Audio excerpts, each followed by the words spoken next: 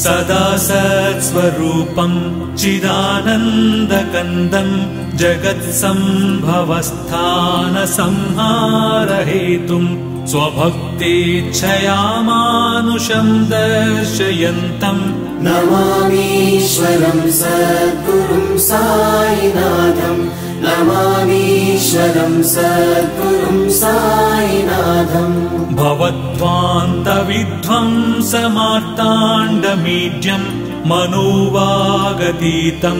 मुनिर्ध्यानगम्यं जगद्व्यापकं निर्मलं निर्गुणं त्वां नमामीश्वरं सद्गुरुं साईनाथं नमामीश्वरं सद्गुरुं साईनाथं भवाम्बोधिमग्नार्दितानां जनानां स्वपादाश्रितानां